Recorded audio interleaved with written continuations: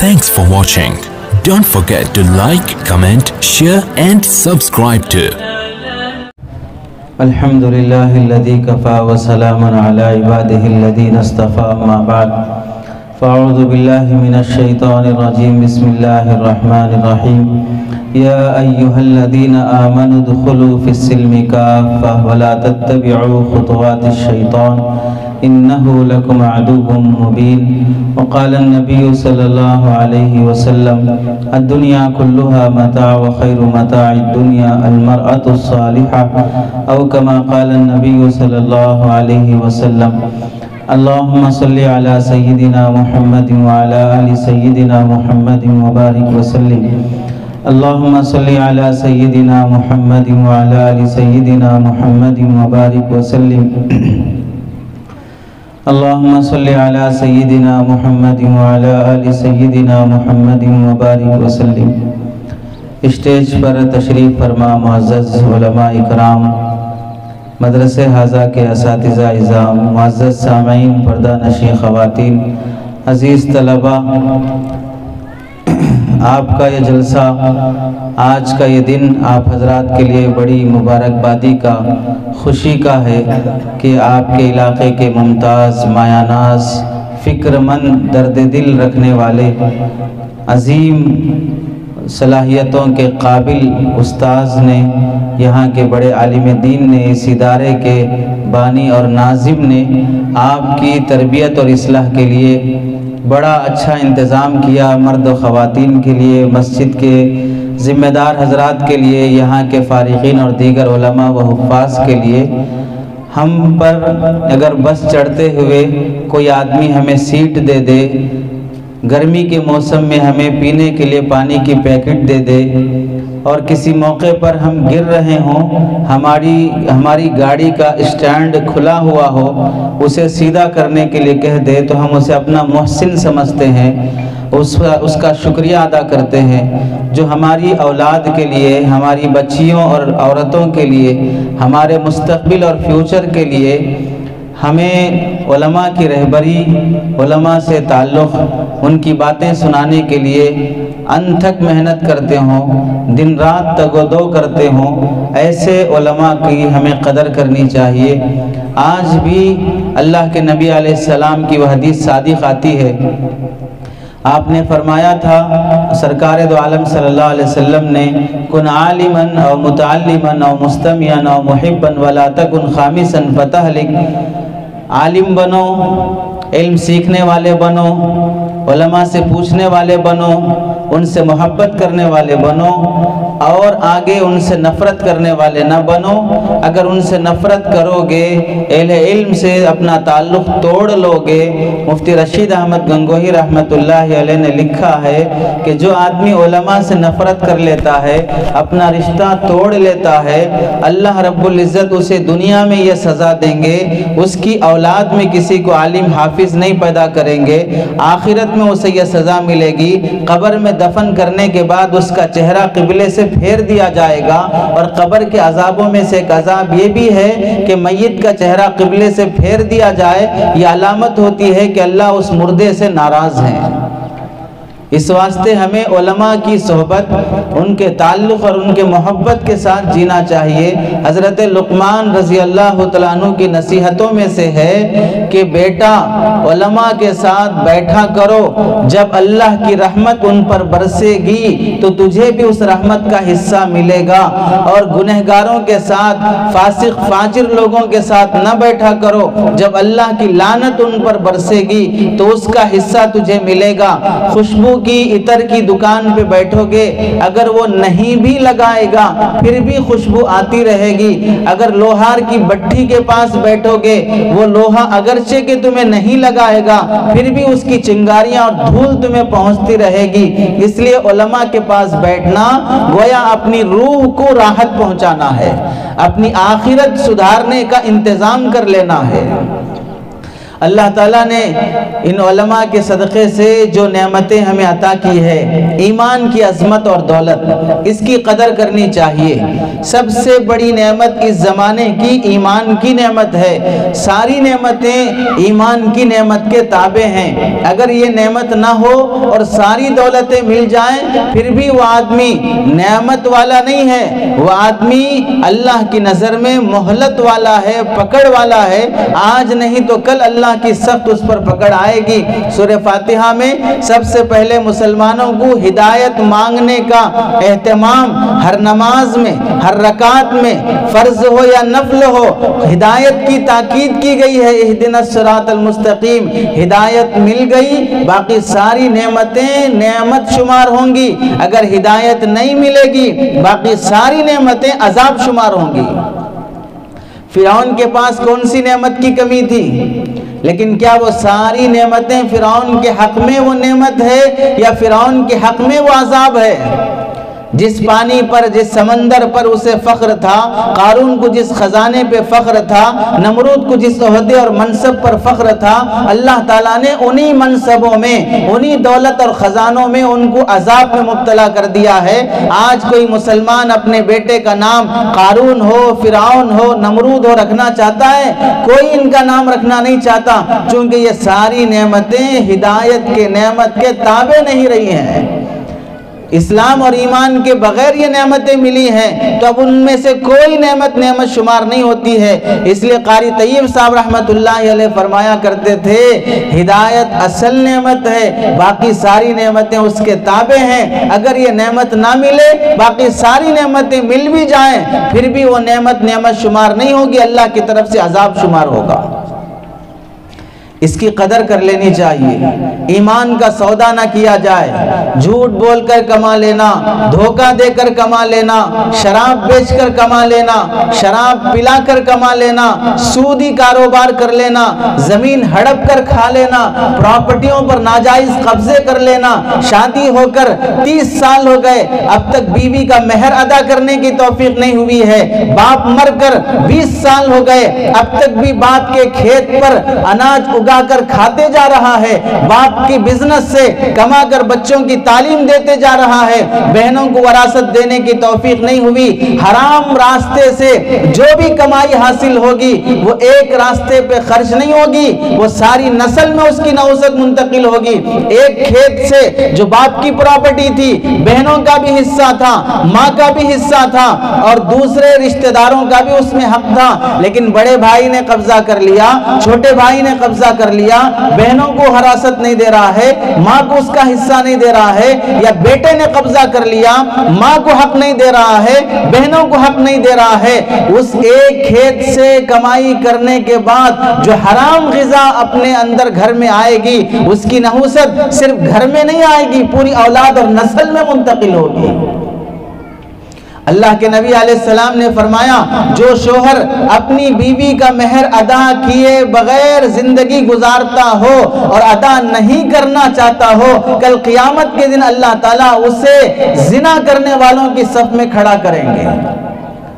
مرنے کے بعد پھر جنازے کے پاس کہتے ہیں شوہر کا مہر معاف کر دو، موت پر معافی مانگنے کا کوئی اعتبار نہیں ہوتا ہے، مرتے وقت تو دشمن کو بھی معاف کر دیا جاتا ہے، شوہر کو معاف کرنا کون سی بڑی بات ہے، ایسے وقت کی معافی کا اعتبار نہیں ہوتا ہے۔ زندگی میں پہلا حق شادی کے بعد بیوی کا مہر ادا کر دینا، باپ کی مرنے کے بعد، ماں کی وفات کے بعد پراپرٹی برابر تقسیم کر دینا بڑا آسان بن گیا ہے۔ آج کل بیٹی کی شادی میں لاکھوں روپے جوڑے جہیز میں اڑا دو، معمولی تنخواہ ہے، معمولی انکم ہے، لیکن شادی دھواں دار ہونا چاہیے، حیثیت اتنی نہیں ہے لیکن نوابوں کی طرح شادی کرنا چاہتے ہیں۔ یہاں سے حیدرآباد آئیں گے فنکشن ہال بک کرنے کے لیے، یہاں سے وہاں رشتے دیکھیں گے، ممبئی میں رشتہ دیکھیں گے، مدراس میں رشتہ دیکھیں گے۔ اگر شادی کے لیے خرچے کا انتظام نہیں ہے، گھر لون پہ رکھ دیں گے، گروی رکھ دیں گے، پراپرٹیاں اور اپنے سونا چاندی بینک میں رکھ دیں گے،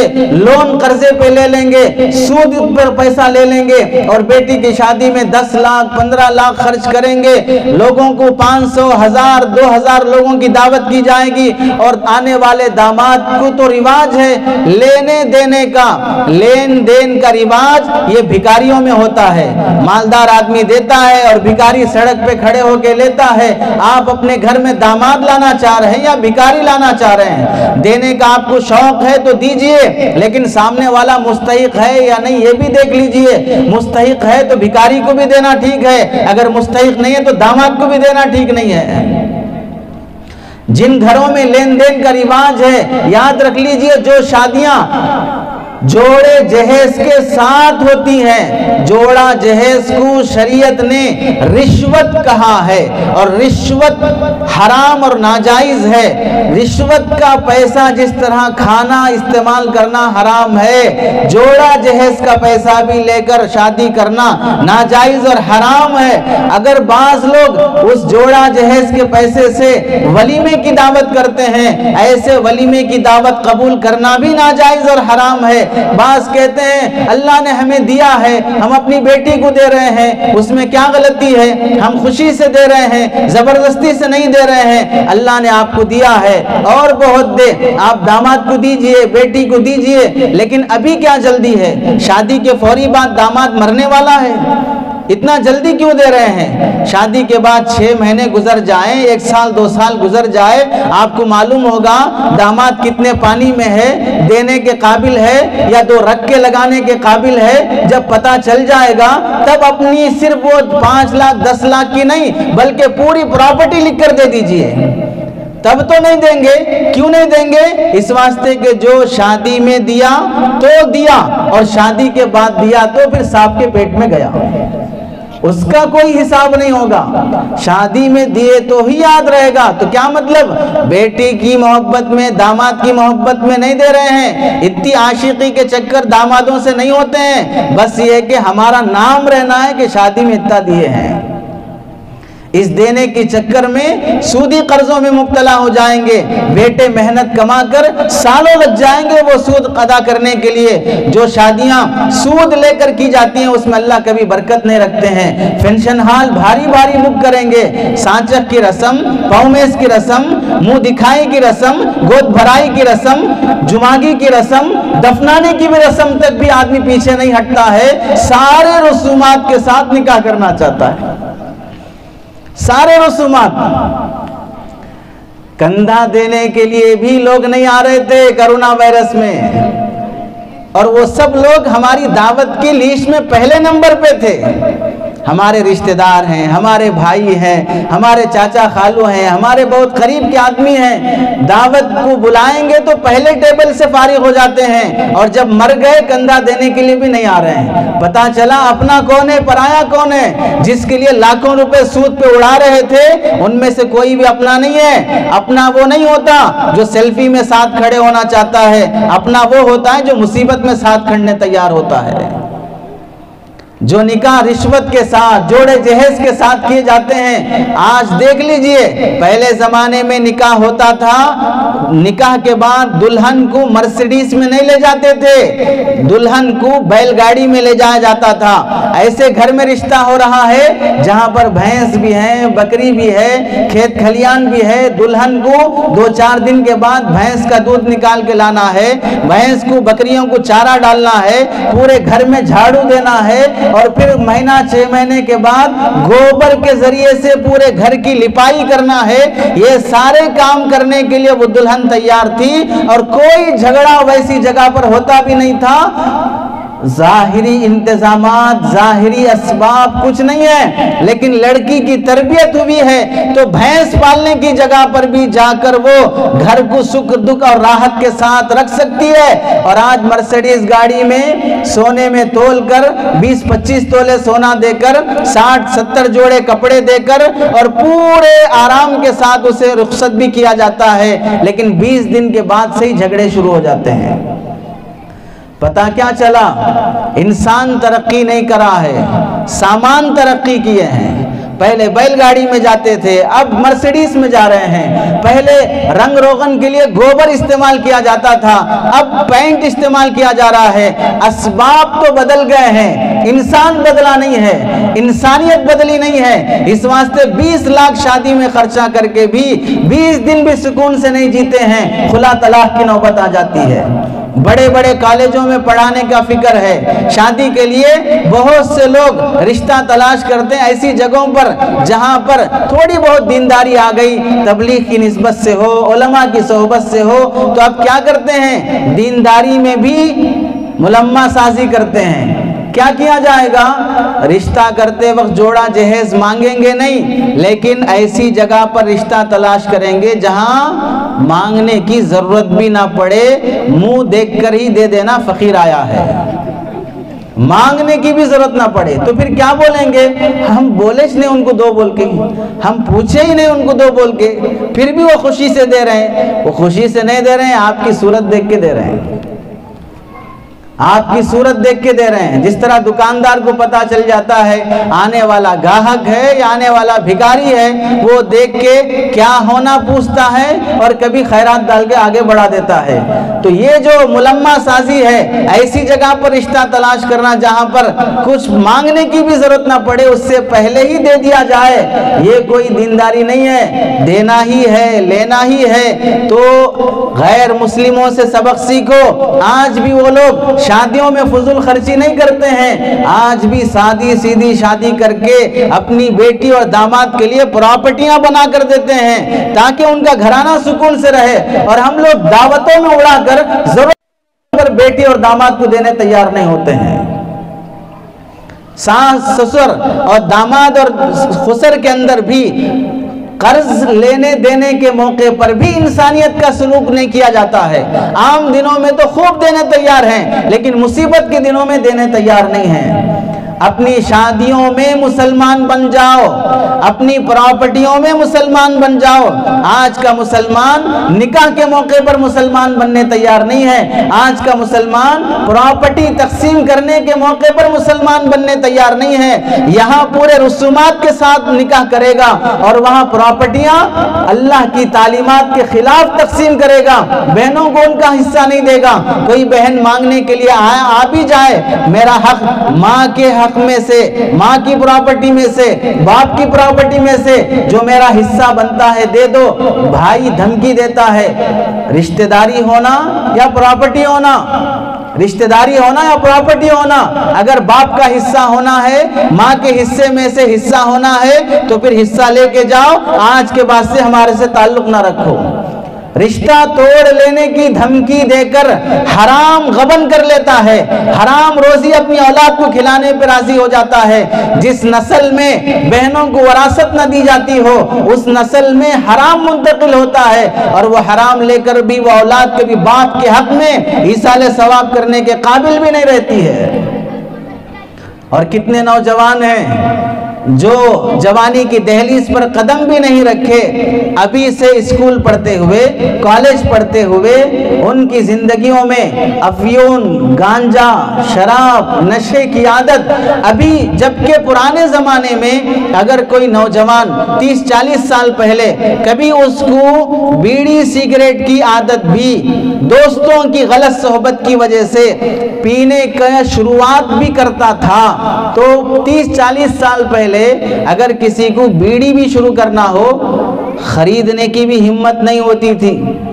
سڑک پر کوئی پی کر پھینک دیا ہے، وہاں سے اٹھا لیتا، کہیں سے ماچس چرا لیتا، کھیت میں جا کے وہ آدھی بیڑی پی کر آتا۔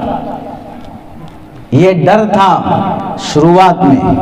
پھر آہستہ آہستہ جب بے حیا بے شرم بن جاتا ہے تو پھر کھلے عام بیڑی سگریٹ بھی عام ہو جاتی ہے۔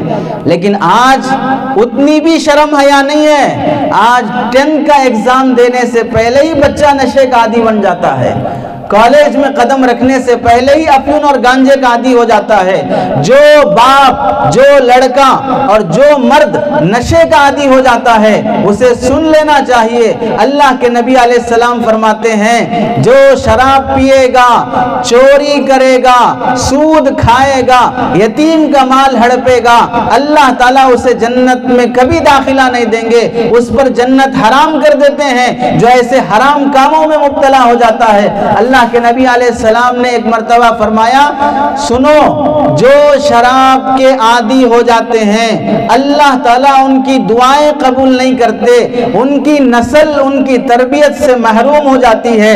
اتنی غضبناک اور اتنی سخت وعید اللہ کے نبی علیہ السلام نے شراب پینے والوں کے بارے میں فرمائی ہے کہ شراب بنانے والے پر، شراب لانے والے پر، شراب بیچنے والے پر، شراب خریدنے والے پر، پینے کے لیے مدد کرنے والے پر، شراب سے کسی بھی طرح سے تعلق رکھنے والے پر اللہ کی لعنت برستی ہے. اور جو لوگ شراب پیتے ہیں اتنی سخت وعید اللہ کے نبی علیہ السلام نے فرمائی. اگر سن سکتے ہو تو سنو. ایک حدیث میں اللہ کے نبی علیہ السلام نے فرمایا جہنمی جہنم کے اندر ایک نہر سے پناہ مانگیں گے. وہ کون سی نہر ہے جس سے جہنمی بھی پناہ مانگتے ہیں؟ وہ نہر ہے جس میں اللہ تعالیٰ دنیا میں بدکاری کرنے والے مرد، بدکاری کرنے والی عورتیں شادی سے پہلے کالج لائف میں بوائے فرینڈ بنا لینا، گرل فرینڈ بنا لینا، سہیلیاں دوست بنا لینا، شادی کے بعد بیوی ہونے کے باوجود بھی ناجائز تعلق رکھنا، شوہر ہونے کے باوجود بھی ناجائز تعلق رکھنا شریعت میں اتنا ناپسند اور گھنانا عمل ہے. ایسے زانیوں کو، ایسے بدکار مرد اور عورتوں کو اللہ جہنم کے گڑھے میں ڈالیں گے. انہیں جہنم میں جلنے کے بعد ان کے جسم سے خون اور پیپ نکلے گا. وہ خون اور پیپ ان کے جسم سے شرمگاہ کے راستے سے نکلے گا اور وہ اتنا زیادہ ہوگا وہ ایک نہر کی شکل اختیار کر لے گا. اس نہر سے زانیوں کا، بدکاروں کے جسم کا خون اور پیپ جو بہتا ہوگا وہ نہر کا پانی جہنمیوں کو جب وہ پیاس سے تڑپ کر پانی مانگیں گے اس نہر کا پیپ اور خون انہیں دیا جائے گا. اور یہ جن کو دیا جائے گا وہ کون سے جہنمی ہوں گے؟ اللہ کے نبی نے فرمایا وہ جہنمی ہوں گے جو دنیا میں شراب کے عادی تھے، جو دنیا میں شراب کے عادی تھے. کتنی سخت وعید ہے. اللہ کے نبی نے فرمایا شراب سے بچو، شراب سے بچو، فَإِنَّهُ أُمُّ الْفَوَاحِشِ. ساری برائیوں کی جڑ شراب ہے، نشے کی لت ہے. شب قدر جیسی مبارک رات، شب برات جیسی مبارک رات جس میں اللہ تعالیٰ پہلے آسمان پر متوجہ ہو کر دعائیں قبول فرما لیتے ہیں، لیکن اس میں فرمایا مدمن الخمری، شراب کے عادی کی دعا اللہ تعالیٰ شب برات میں ہو، شب قدر میں ہو پھر بھی اس کی دعائیں قبول نہیں کرتے ہیں. بچوں کا قصور نہیں ہے، لیکن جو شراب کا عادی ہو جاتا ہے، نشے کا عادی ہو جاتا ہے، کام کا چور بن جاتا ہے، بیوی کو کھیت میں کام کے لیے بھیجے گا، اپنے گھر والی عورتوں سے کام کرائے گا، دوسروں کے گھروں میں، دکانوں پر، ہوٹلوں پر، کھیتوں میں جا کر وہ کام کر کے کما کے لائے گی اور یہ بیل کی طرح پڑا رہے گا اور اس کے پیسے پر شراب کا عادی بن جائے گا. بچیوں کو، جوان بیٹیوں کو دوسروں کے گھروں میں نوکر اور خادم بنا دے گا اور اس کے پیسے سے شراب کا عادی بن جائے گا. جوڑا جہیز میں آئے ہوئے پیسے، باپ کی پراپرٹی میں آئی ہوئی رقم سب شراب کی لت میں اڑا دے گا. جوان بیٹی وہ مدرسے میں حافظہ بھی بن گئی، عالمہ بھی بن گئی ہے، سارے مدرسے میں اس کی تعریف ہو سکتی ہے، لیکن اچھا رشتہ اسے نہیں ملتا. کیوں؟ باپ شرابی ہے. جوان بیٹا وہ لائق کا بن چکا ہے، شادی کی ضرورت ہے لیکن اسے رشتے نہیں آتے.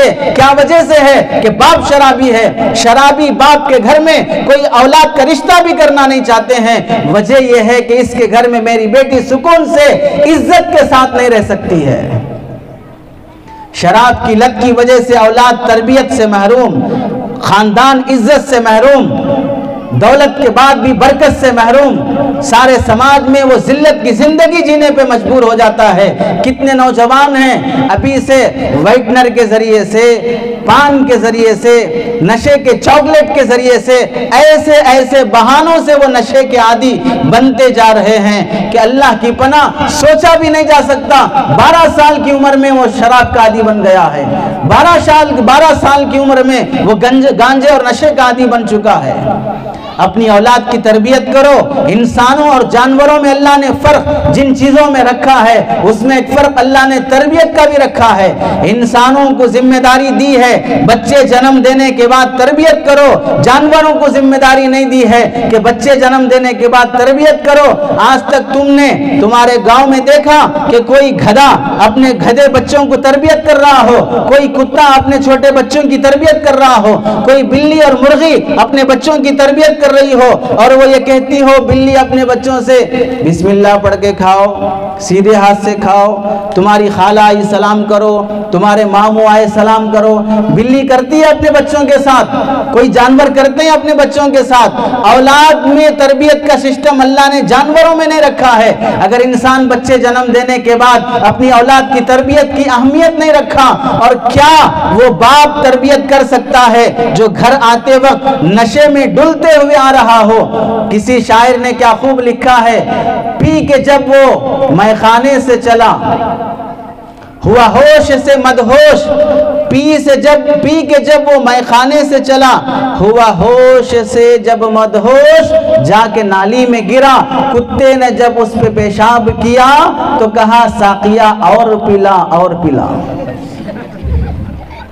پلانے والا کون ہے؟ محترم کتے صاحب۔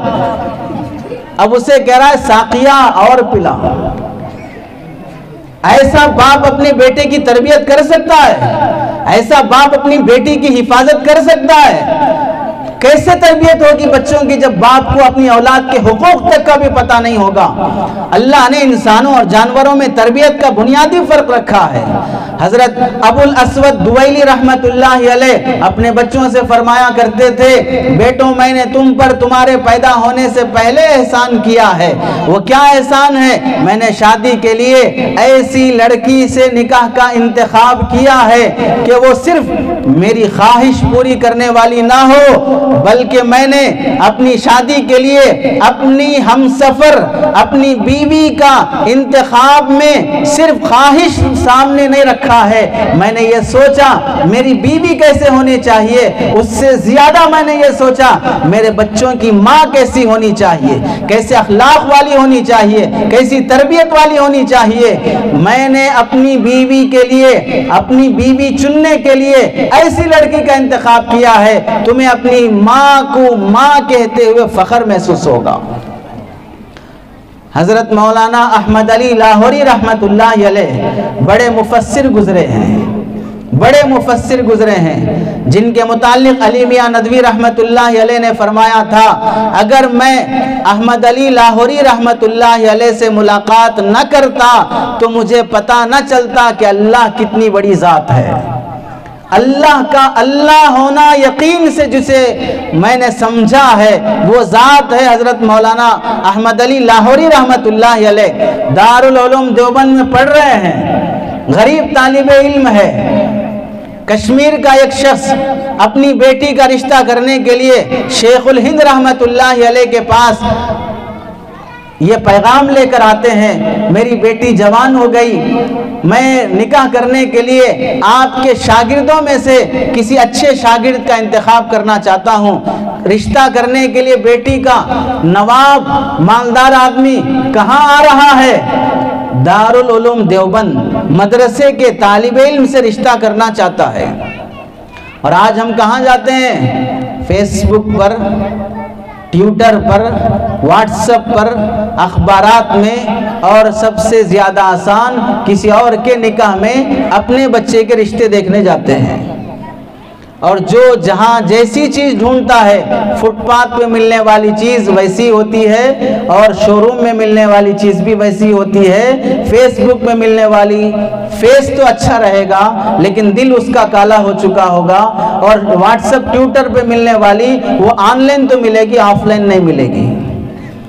وہ کمپنی تو آباد کر سکتی ہے، فیکٹری تو آباد کر سکتی ہے، اسکول تو چلا سکتی ہے، لیکن گھر نہیں چلا سکتی ہے، بچوں کو نہیں پال سکتی ہے، وہ باس کو خوش رکھ سکتی ہے، شوہر کو خوش نہیں رکھ سکتی ہے۔ وہ مدرسہ آتے ہیں اپنی بیٹی کا رشتہ تلاش کرنے کے لیے۔ حضرت شیخ الہند رحمت اللہ علیہ نے ایک جوان کی طرف اشارہ کیا، اس سے اپنی بیٹی کا رشتہ کر لو۔ عصر کے بعد نکاح کی بات ہو گئی۔ حضرت مولانا احمد علی فرماتے ہیں جسم پہ پہنا ہوا جوڑا ہی میرے پاس تھا، دوسرا جوڑا نہیں ہے، وہی دھو کر استری بھی نہیں ہوا ہے، سوکھنے ڈال دیا۔ بھیگے کپڑے تر کپڑے پہن کر عصر میں نکاح کی مجلس میں بیٹھ گیا۔ بیٹی کا باپ مالدار ہے، یہ نہیں دیکھ رہا ہے کہ غریب بچہ ہے، دوپہر کا پہنا ہوا کپڑا دھو کے نکاح میں پہن کے بیٹھا ہے، اس سے میں اپنی بیٹی کا رشتہ کروں گا تو یہ کیا پالے گا؟ آج ہمارے پاس رشتہ کرنے کے لیے بیٹا دیندار بھی ہے، لڑکا خاندانی بھی ہے، باپ کی پراپرٹی بھی ہو، سب کچھ چیزیں اچھی بھی ہوں، پھر بھی ہم کیا دیکھتے ہیں؟ ذاتی مکان ہے، ذاتی قبرستان ہے، مرا تو دفن کر سکتے ہیں، جب تک ذاتی مکان نہیں ہوگا چاہے وہ کتنا بھی گریجویٹ ہو پھر بھی رشتہ کرنے تیار نہیں ہوتے۔ پوری خوبیاں جمع ہو جائیں پھر بھی ویک پوائنٹ کیا رہتا ہے؟ ذاتی مکان نہیں ہے۔ آپ کی جب شادی ہوئی تھی آپ کے شوہر کا ذاتی مکان تھا، آپ کے باپ کا ذاتی مکان تھا۔ مہنگے شہروں میں ذاتی مکان 20 سال کی عمر میں جوان بچہ ذاتی مکان بنا لے گا، 25 سال کی عمر میں ذاتی مکان بنا لے گا، 40 سال ہو گئے اب تک ڈھنگ کا گھر نہیں بنا پائے تو 20 سال کی عمر میں بچے کا ذاتی مکان ہونا چاہیے۔ اس واسطے وقت پر شادی نہیں کرنے کی وجہ سے آج کا نوجوان بچہ دماغ میں یہی بیٹھا ہے کہ ابھی میں شادی کے لائق نہیں۔ کیوں؟ جاب نہیں لگی، اکاؤنٹ میں بیلنس نہیں ہے اور میری پراپرٹی نہیں بنی، میں اپنے پیروں پہ نہیں کھڑا، باپ کے سر پہ کھڑا ہوا ہوں، اپنے پیروں پہ نہیں کھڑا ہوں، ابھی شادی کے لائق نہیں ہوا۔ 25 سال ہو جانے دیجئے، 30 سال ہو جانے، 35 سال بھی ہو جانے دیجئے، پھر بھی کیا سمجھے گا سماج؟ ابھی شادی کے لائق نہیں ہے، یہ ابھی نالائق ہے۔ اس وقت تک شادی کے لائق نہیں ہوگا جب تک کہ اس کی پراپرٹی نہیں بن جاتی۔ اب ایسے نالائق لوگ جب سماج میں ہوں گے تو پھر وہ شادی بعد میں کریں گے، زنا پہلے کریں گے۔ آج کا جوان شادی بعد میں سوچتا ہے، بدکاری پہلے سوچتا ہے۔ وجہ سماج نے نکاح کو اتنا مشکل کر دیا ہے کہ آج نکاح کرنا مشکل اور بدکاری کرنا آسان ہے۔ عصر میں نکاح ہوتا ہے، دیوبند کا طالب علم ایک وقت کا کھانا، ایک وقت کی روٹی ایک آدمی کے لیے ملتی ہے، اپنی جوان دلہن کے لیے بھی اسی میں سے کھانا کھلانا ہے۔ سالن کم پڑ جاتا، سبزی مارکیٹ سے گری پڑی سبزی اٹھا کر لا کر دھو کر وہی نمک میں گھول کر سالن بنا کر وہ دیوبند کا طالب علم اور اپنی نئی نویلی دلہن دونوں وہی سالن استعمال کر رہے ہیں۔ مالدار گھرانے کی بیٹی ہے، نواب گھرانے کی بیٹی ہے، لیکن مول صاحب کے ساتھ شکر کے ساتھ صبر کے ساتھ زندگی گزارنے کے لیے تیار ہے، نخرے بازی نہیں ہے، باپ کی پراپرٹی کی وجہ سے فخر و غرور نہیں ہے۔ آپ نے بہت پڑھا لیا اپنی بیٹی کو، کتنا پڑھا لیا؟ ڈگریاں، ڈبل انجینئرنگ بھی کرا لی ہے، اتنا پڑھا لیا، اتنا پڑھا لیا، اتنا پڑھا لیا، اگر کچھ بولو گے تو میری بیٹی FIR درج کر سکتی ہے، آپ کو پولیس اسٹیشن کھینچ سکتی ہے، آپ کی عزت نیلام کر سکتی ہے۔ اتنا پڑھا لیا ہے، اسے گھر کی عزت، شوہر کی عزت، خاندان کی عزت، کسی کی عزت کا اہتمام نہیں ہے، اتنا آپ نے اسے پڑھایا ہے، لیکن سورہ فاتحہ نہیں سکھایا، شوہر کا مقام نہیں سکھایا، جس کے قدموں میں اللہ نے جنت رکھا ہے وہ جنت اسے نہیں دکھائی۔ غیروں کے سامنے، دلت ذات والوں کے سامنے، ضمیر فروشوں کے سامنے بیڈ روم کی باتیں وہ ہال، ڈائننگ ہال، عدالتوں میں کھینچنے والوں کے سامنے اپنی پورا کچا چٹا بولنے کے لیے تیار ہو جائے گی، لیکن اللہ کی تعلیمات کے سامنے جھکنے تیار نہیں ہوگی۔ اتنا آپ نے اسے پڑھایا ہے۔ ایسی بیٹیوں کے نام پہ فخر کرنے سے زیادہ دفن ہو جانا بہتر ہے، جہاں پر عزتیں نیلام کرنا آسان ہو اور عزتیں بچانا مشکل بن جاتا ہو۔ وہ نواب کی لڑکی دیوبند کے طالب علم کے ساتھ بازار کی گری پڑی سبزی کھا کر بھی صبر کر لیتی ہے۔ مہینہ 2 مہینے کے بعد جب وہ گھر جاتی ہے اپنے ماں کے گھر، ماں کی عادت ہے بیٹی کا گزرا ہوا سمے پوچھتی ہے، تو ماں نے جب پوچھا بیٹی تمہارے شوہر کے ساتھ تمہارا کیسے گزارا ہوا، تو جوان بیٹی، جوان دلہن کیا کہتی ہے، کان کھول کر سونے کے پانی سے دل کی تختی پر مردوں اور عورتوں کو لکھ لینا چاہیے۔ وہ مالدار گھرانے کی لڑکی یہ کہتی ہے، امی جان ہم نے یہ سنا اور پڑھا تھا کہ مرنے کے بعد اللہ تعالیٰ نیک لوگوں کو جنت دیتے ہیں، لیکن میں قسم کھا کے کہتی ہوں آج شادی کے بعد سے میری ہر رات جنت میں گزرتی ہے، شادی کے بعد سے میری ہر رات جنت میں گزرتی ہے۔ میرے شوہر کی دینداری، اس کا تقوی و پرہیزگاری، اس کی عبادت آہوزاری، اس کے راتوں کی تہجد، اس کا میرے ساتھ اخلاق سے پیش آنا، مجھے ایسا لگتا ہے کہ میں ہر دن اور ہر رات جنت میں گزار رہی ہوں۔ اور آج دولتوں کے انبار دے کے بھیج لو، ہفتہ 10 دن کے بعد، مہینہ 6 مہینے کے بعد، سال 3 سال کے بعد شکایتوں کی ایک انبار لگ جاتی ہے۔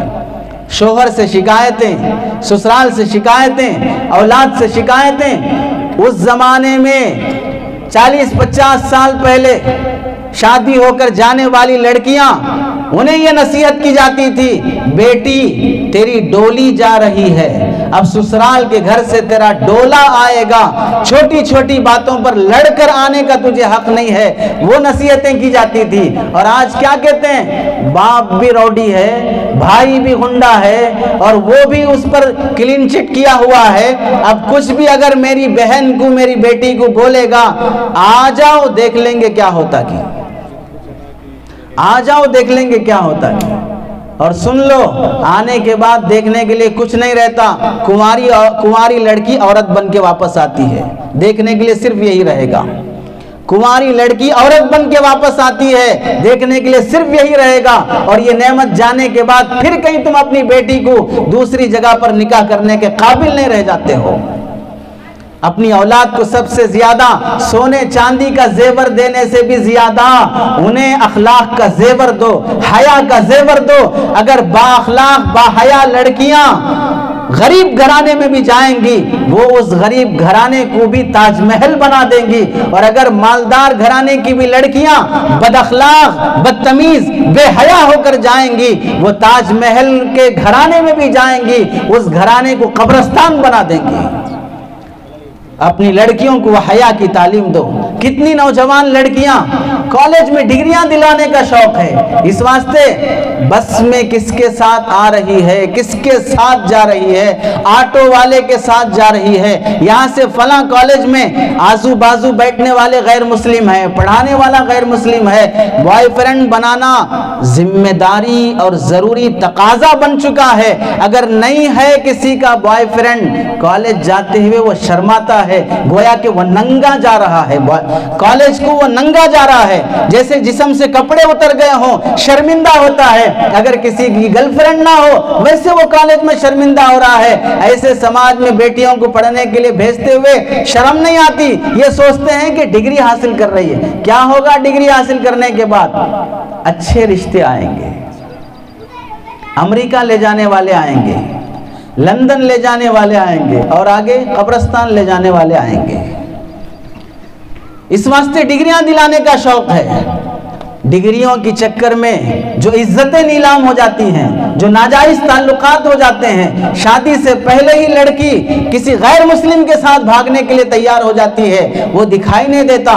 علماء نے کیا لکھا کہ اگر پڑھنے والی رابعہ بصریہ ہو، پڑھانے والا حسن بصری ہو، اور پڑھنے کی کتاب کتاب اللہ ہو، پڑھنے کی جگہ کعبۃ اللہ ہو، لیکن اگر وہ بغیر پردے کے پڑھ رہے ہوں، پھر بھی تم سن لو اپنی بیٹی کو شیطان کے حوالے کر دیا ہے۔ پھر بھی تمہاری بیٹی بے حیا بن جائے گی۔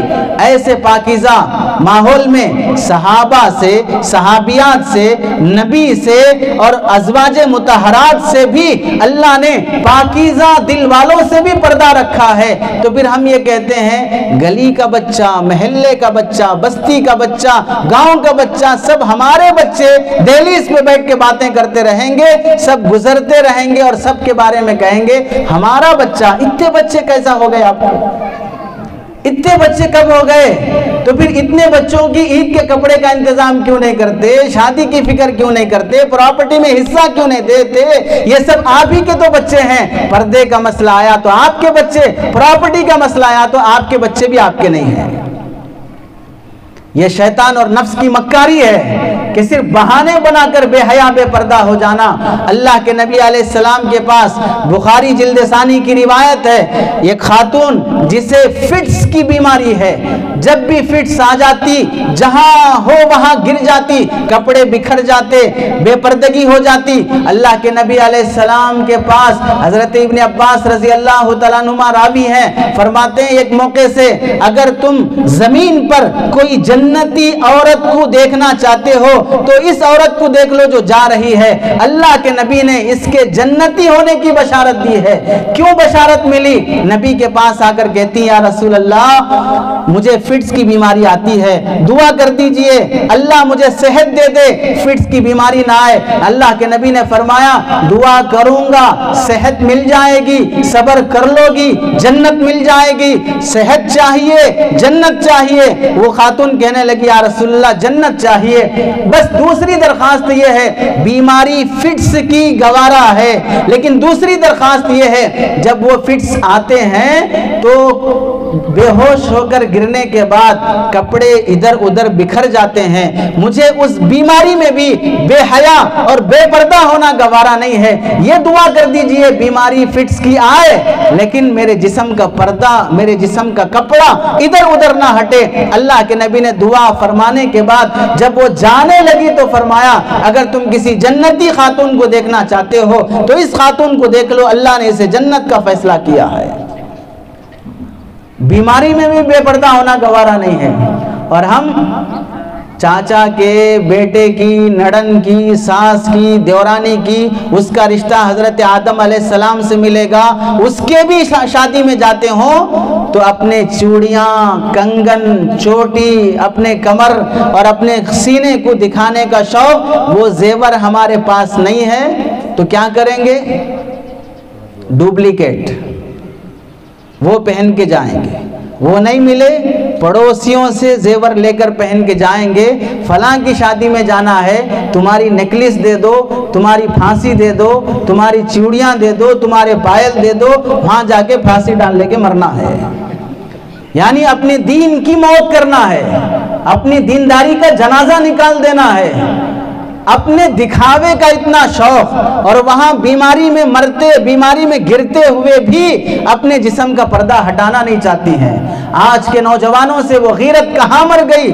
حضرت عثمان رضی اللہ تعالیٰ عنہ کو ان کے اپنے مکان میں بلوائی قتل اور شہید کرنے کے لیے جب گھر میں داخل ہوتے ہیں، بیوی حضرت عثمان رضی اللہ تعالیٰ عنہ کی بچانے کی نیت سے اپنا دوپٹہ ہٹا کر، لمبے بال والی تھی، بالوں کے سہارے سے اپنے شوہر حضرت عثمان ذو النورین کو چھپا لینا چاہتی ہیں۔ حضرت عثمان نے دیکھا آنے والے لوگ گھر میں غیر محرم ہیں، غیر مرد ہیں، وہ گھر میں داخل ہو رہے ہیں، کس لیے؟ مہمان نوازی کی خاطر نہیں، شوہر کو قتل کرنے کے لیے آ رہے ہیں، شہید ہونے کا وقت ہے۔ ایسے موقع پر بیوی بچانے کے لیے دوپٹہ نکال کر اپنے بالوں میں چھپا لینا چاہتی ہیں۔ حضرت عثمان نے اس وقت بھی اپنی زوجہ مطہرہ سے فرمایا لامرک لدخولہم علی اہون من حرمت شعرک، اللہ کی قسم مجھے قتل ہو جانا گوارا ہے لیکن میرے جیتے جی تمہارے سر سے دوپٹہ ہٹنا گوارا نہیں ہے۔ مجھے قتل ہو جانا گوارا ہے لیکن میرے جیتے جی تمہارے سر سے دوپٹہ ہٹنا گوارا نہیں ہے۔ اور آج کیا کہتے ہیں؟ 7 سال کی بچی، 9 سال کی بچی، آدھی پنڈلی تک لباس، کمر کھلا ہوا، بغیر آستین کے کپڑے، گلا کھلا ہوا، ایسے کپڑے پہناتے ہیں۔ اور جب مول صاحب بیان میں بولتے ہیں اچھے کپڑے اپنی بچیوں کو پہناؤ، غریب تو نہیں ہو گئے، کپڑوں کی قحط سالی تو نہیں ہو گئی، کپڑے خریدنے کے پیسے بھی تو ختم نہیں ہو گئے، بھاری پیسے لگا کر اتنے تھکلے والے کپڑے کیوں پہنا رہے ہو؟ تو مول صاحب کو جواب کیا دیتے ہیں؟ ابھی بچی ہے، ابھی سے کیا شریعت، ابھی سے پردہ، ابھی سے اتنا پابندی، بڑی ہونے کے بعد سے پردہ کریں گے۔ ایسی ہمت سے جواب دینے والے کان کھول کے سن لیں، بچی ہے، جوان نہیں ہوئی ہے، ابھی سے پردے کی کیا ضرورت ہے؟ اس بہانے سے بے حیائی کا لباس پہنانے والے کان کھول کے سن لینا چاہیے۔ لوگ نکاح کرنے کے لیے عمر پوچھتے ہیں، زنا کرنے کے لیے عمر نہیں پوچھتے ہیں، رشتہ کرنے کے لیے صورت شکل دیکھتے ہیں، منہ کالا کرنے کے لیے صورت شکل نہیں دیکھتے ہیں، خاندان اور حسب نسب بیوی بنانے کے لیے دیکھتے ہیں، خاندان اور حسب نسب رکھیل بنا کے رکھنے کے لیے نہیں دیکھتے ہیں۔ کیا چھوٹی بچیوں کے ساتھ بھی بدکاری اور بدتمیزی اور زیادتی اور جنسی ہراسانی کے واقعات آئے دن اخباروں میں نہیں پڑھے جاتے ہیں؟ کشمیر کی 7 سالہ بچی کے ساتھ ایک ہفتہ 3 روز تک ظالم درندوں نے جو حال کیا ہے وہ تمہاری آنکھوں کے سامنے نہیں ہے؟ آئے دن کالج اور اسکولوں کے سامنے لٹیرے اور لوٹ کر لے جانے والے، کڈنیپ کرنے والے بچوں کو لے جا کر چھوٹی معصوم بچیوں کے ساتھ جنسی زیادتی کرنے والے کے واقعات آئے دن معلوم نہیں ہو رہے ہیں؟ کیا بچپن کی بے حیا لڑکی بڑی ہونے کے بعد وہ باحیا باپردہ بن جائے گی؟ بچپن سے ہی حیا کا لباس، بچپن سے ہی شرعی لباس پہنانے کا اہتمام ہو۔ کتنی مسلمان خواتین ہیں، ساس بہو کے جھگڑے، اگر شوہر اپنی مٹھی میں نہیں ہے تو پھر سارا پولیس اسٹیشن اپنی مٹھی میں کر لیں گے، ساری عدالت کو اپنی مٹھی میں کر لیں گے، اور سب سے بڑا سہارا کیا ہوگا؟ ہمارے باپ کے بھی باپ، وہ ہیں عامل صاحب، وہ ہمارے سب سے بڑے محسن ہیں، سب سے بڑے خیرخواہ ہیں۔ کچھ بھی مسئلہ حل نہیں ہو رہا ہو، بابا کے پاس چلے جائیے، وہ تعویذ دیں گے، دم کا تیل دیں گے، وہ شکر دیں گے، اور وہ کچھ قبرستان کی مٹی دیں گے، لے جا کے اپنے شوہر پر علاج کیجئے، چند دنوں کے بعد شوہر کے گلے میں رسی ڈال کر ہاتھ میں لے کے نکل چلیے۔ اب وہ شوہر نہیں رہے گا، آپ کا غلام بن جائے گا۔ ایسی عورتوں کو سن لینا چاہیے، جادو اور علاج کے ذریعے سے آپ نے اپنے شوہر کو اپنا غلام بنا بھی لیا تو آپ غلام کی بیوی کہلائیں گی، سردار کی بیوی نہیں کہلائیں گی۔ آپ غلام کی بیوی کہلائیں گی، سردار کی بیوی نہیں کہلائیں گی۔ اپنے شوہر کو آزاد اور اپنے شوہر کو سردار بنا کے رکھیے تو آپ ملکہ اور سردار کی بیوی کہلائیں گی، اور غلام بنا لینے کے بعد آپ کی نسبت غلام کی بیوی بن جائے گی، اب سردار کی بیوی نہیں رہے گی۔ اب خود فیصلہ کر لو، سردار کی بیوی بننا ہے یا غلام کی بیوی بننا ہے۔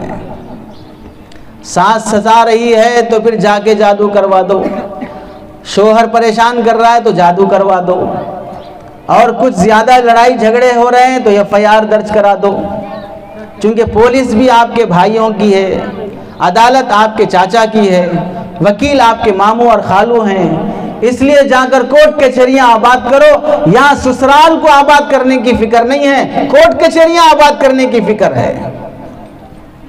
اور آپ جو جوان شادی شدہ دوست اور ٹولیاں اور گروپ بنانے والے رات کے 10 بجے، رات کے 2 بجے کٹوں پر بیٹھے رہیں، شراب سگریٹ پیتے رہیں، جوان بیوی گھر میں بیٹھ کر انتظار کرتی رہے گی، کھانے کا وقت ہو گیا، آپ کھانا گھر میں نہیں کھائیں گے، آزاد آدمی ہیں، باہر سے گھاس چر کے آ جائیں گے، بول دیں گے میں کھا کے آیا ہوں، تم کھا کے سو جاؤ۔ بیویوں کو وقت نہ دینا، بچوں کو وقت نہیں دینا، ماں باپ کو وقت نہیں دینا، دوستوں میں زیادہ ٹائم پاس کرنا، فلم دیکھنے میں زیادہ ٹائم پاس کرنا، جوان ہو گیا، کمانے کا شوق نہیں ہے، سسرال کے ٹکڑوں پہ پلنا چاہتا ہے، جوڑے جہیز پہ پلنا چاہتا ہے، کمانے کی فکر نہیں ہے، محنت کرنے کا جذبہ نہیں ہے۔ شادی ہو جائے گی، اگر بیٹے پیدا ہو گئے ابھی سے اکڑ کر سینہ تان کر چلنا شروع کر لے گا۔ کیوں؟ بیٹے والا ہے اور بیٹیاں پیدا ہوئی تو بیچارہ ابھی سے گردن جھکا کے چلے گا، کیوں؟ بیٹیوں والا ہے۔ بیٹے والا ہونے پر فخر کرنے کا حق نہیں ہے، وہ اگر فخر کرتا بھی ہے تو یہ سوچ لیتا ہے 4 بیٹے ہیں میرے، کیا مطلب؟ گھر میں 4 بھکاریاں پیدا ہوئے، جب شادی کا موقع آتا ایک ایک کو بھکاری بناؤں گا، اسے مرغا بنا کر بکرا بنا کر جوڑا جہیز کے پیسے لوٹوں گا اور مزے سے کھا کے جیوں گا۔ کیا بھکاریوں کے باپ کو کبھی فخر کرنے کا حق حاصل ہے؟ لیکن سماج کا رویہ بدل چکا ہے، لڑکی والا ہے تو گردن جھکا کے چلے، لڑکے والا ہے تو گردن اٹھا کے چلے۔ راج ہے بھکاریوں کا جیسے کہ راج ہے چائے والوں کا، ویسے راج چلتا ہے لڑکے والوں کا۔ اگر جھگڑا بھی ہو جائے تو بولیں گے آپ بچی والے ہیں، تھوڑا دیکھ دکھا کے بات کرنا، یعنی غلطی پر نہیں بھی ہوں گے پھر بھی ہمیں تھپکا جائے گا کہ آپ لڑکی والے ہیں، دیکھ دکھا کے بات کرنا۔ حق کی طرفداری نہیں کی جائے گی، ظالم کی طرفداری کی جائے گی، انصاف کا فیصلہ نہیں کیا جائے گا، رشوت سے فیصلہ کیا جائے گا۔ ایسے گھرانوں میں کبھی سکون نہیں آتا ہے۔ علماء کی قدر کریں، ان سے تعلق رکھیں، زندگی گزارنے کا سلیقہ پیدا ہوگا، ان سے محبت رکھیں، جینے کے طریقے آسان ہوں گے۔ اللہ نے آپ کے شہر کو بہترین ادارہ دیا ہے، بہترین علماء دیے ہیں، آپ کے شہر کو فکر مند علماء دیے ہیں، ان کی قدر کی جائے، ادارے کی قدر کی جائے، ادارے کا تعاون کیا جائے، اس کی نگہبانی، اس کی حفاظت، اپنے بچوں کو پڑھانا، جان مال خرچ کر کے اداروں کا تعاون کرنا، اپنے لیے آخرت کا ذخیرہ سمجھیں، اپنے لیے ہدایت کا ذریعہ سمجھیں۔ جہاں اللہ نے علماء، مدارس، دین کے خدام پیدا کیے ہیں، اس جگہ پر اللہ رحمت نازل کرتے ہیں، اور جہاں پر علماء کی ناقدری، ان کے خلاف سازشیں، منصوبہ بندیاں، بدنام کرنے کی کوششیں، کورٹ کچہریوں تک لانے کی کوششیں، جھوٹے الزامات لگا کر بدنام کرنے کے لیے اخبارات اور میڈیا کا سہارا، ایسے لوگ جہاں جنم لیتے ہیں انہیں سن لینا چاہیے، ان کی نسلوں سے بھی پتہ چلتا ہے کہ اللہ کی لعنت برس رہی ہے۔ جن ایریوں میں جا کر دیکھ لو جہاں علماء کے ساتھ ظلم کیا گیا ہے، ان ایریوں میں آج بھی نحوست محسوس ہوگی۔ بس محسوس کرنے والی وہ پاکیزہ روح چاہیے جو محسوس کر سکتی ہے، ورنہ اللہ نے علماء کی قدر کرنے والوں کے حق میں 7 نسلوں تک بھی رحمت اور برکت کے فیصلے فرما دیتے ہیں۔ اس لیے آپ کے شہر کے موجودہ علماء کی، ادارے کی خدمت کرنے والے خادمان دین کی قدر کرنے کی ضرورت محسوس کریں۔ اللہ سے دعا ہے کہ اللہ عمل کی توفیق نصیب فرمائے۔ آمین۔ وآخر دعوانا ان الحمدللہ رب العالمین۔